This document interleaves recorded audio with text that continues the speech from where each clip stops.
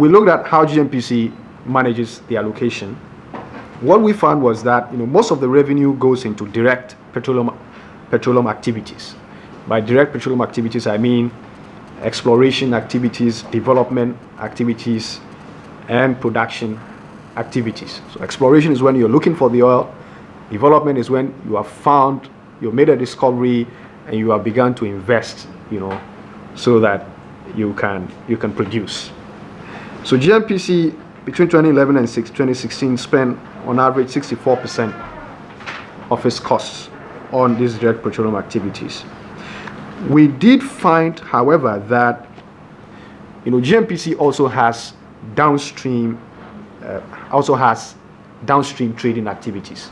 So upstream is where they manage the oil stakes, but they do downstream activities where they are importing fuel, trading with Bost, selling fuel to thermal oil refinery and all that.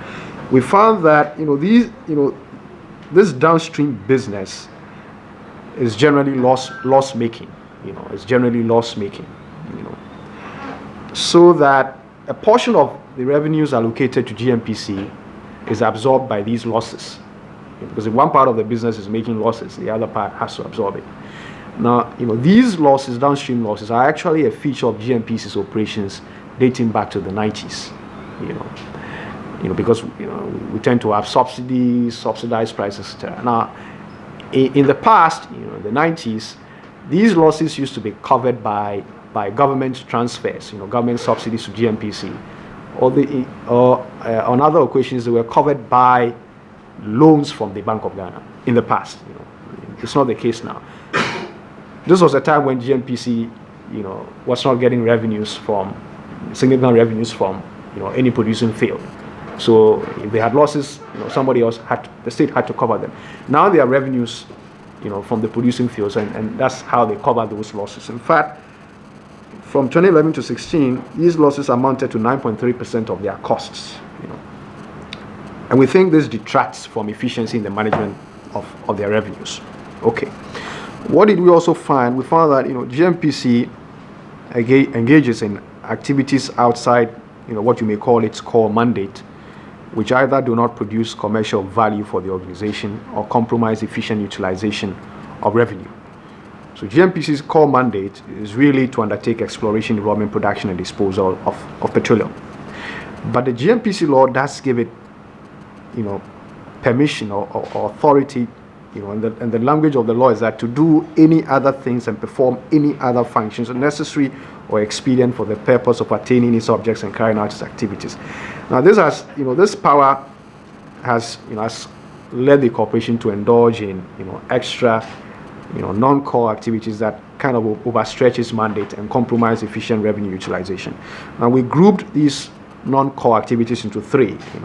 We identified the non-petroleum related investments. So at the time of our work, GNPC held equity stakes in Mole Motel Company, in Airtel, the telco, now Airtel Tigo. But the Airtel stake, it used to be a quarter, 25%. Now it's under 1%. And then also they own 90% of Prestia Sankofa Gold Limited. Now these were investments they held even before the commercial discovery of oil in 2017, and they have not divested themselves of those investments. Now what did we find about them? We found that these investments are not serving the corporation's interests commercially. Why? Because the Airtel and Prestia investments, and the caveat is that the Airtel stake is now virtually negligible. Okay, but at the time of our work, the Airtel and Prestia investments were loss-making. In fact, the Prestia mine remains loss-making, and the Mole Motel is profitable, but it doesn't contribute anything to GNPC's cash flow because it doesn't pay dividends, although profitable. So the graph here shows, you see the Mole 2014, 15, 16. The Mole is on the left. You see some marginal profits. 67,000, 1,000, 49,000. Okay, but you see that this Prestia Sankofa Gold has been loss-making, making losses of 11 million, 21 million, 36 million in the period shown. The Airtel investment also was loss-making over the period. So that if you put the three together, then those non-petroleum related investments are loss-making. Okay. Now for the Airtel stake, the losses actually dissipated GNPC's equity interest, because as the losses were made, GNPC's equity declined. For the Prestia Sankofa Gold, the losses are covered by the petroleum revenues allocated to GNPC from the budget. Okay, so now of particular concern is the Prestia Sankofa Gold mine, which was shut down in the last quarter of 2016 after years of financial losses, but it continues to weigh on GNPC's finances. So in 2018, for example, GNPC set aside almost $25 million to pay off the mine's liabilities. So there were salaries that were owed to workers of the mine. There were creditors that had not been paid. Indeed, GNPC itself has unpaid loans which it made in the past to Prestia Gold. So these are losses that are covered by the allocation.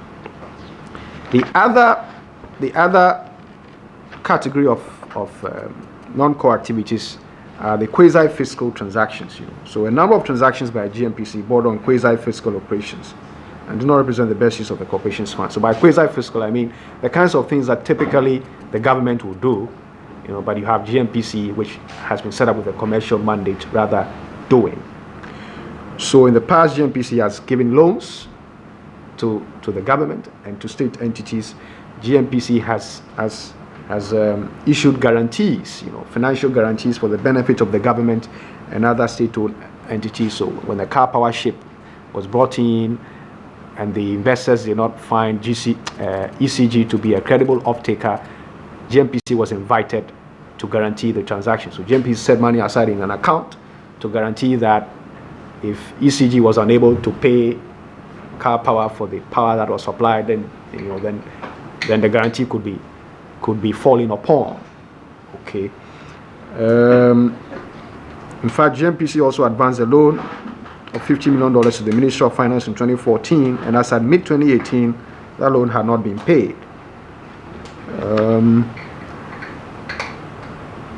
So again, GNPC has in the past guaranteed transactions for TOR, for VRA, for BOS, etc.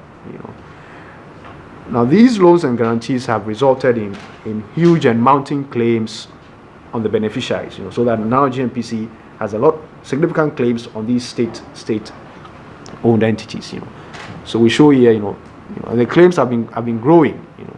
At the time we did our work, this was the information that was available, but I know from recent PIAC reports that the GNPC's claims on government and government agencies have been growing. In fact, so it's above 800 million. It was above 800 million as at 2016. Now I know it's in excess of 1 billion. The latest information is in the PIAC report. So again, on these quasi-fiscal activities, GNPC has spent funds on road development in the Western Corridor gas enclave to facilitate gas evacuation. And between 2015 and 2017, they spent $39.7 million on road development. So we call this quasi-fiscal because typically it is the state that will spend to provide roads. The GNPC has been asked to do that. So between 2015 and 2017, they spent $39.7 million on road development, and in their 2018 budget, they set aside $27.6 million for road development. The other category of non-core assets we looked at, non-core activities, are the corporate social responsibility expenditures. Now GNPC has been engaging in wide-ranging CSR activities, but in 2018, GNPC expanded, the scale of their CSR activities. So that what happened was that, their CSR budget, spiked. It was under 5 million in both 2016 and 17 from the graph, but it then spiked to $28.95 million in 2018, and that was about 8.7% of the revenue allocated to them in 2018. And we think that the growing scale and cost of GNPC's CSR activities raises questions about the opportunity cost of such expenditure against the background of the corporation's gaping financing needs and substantial investment requirements.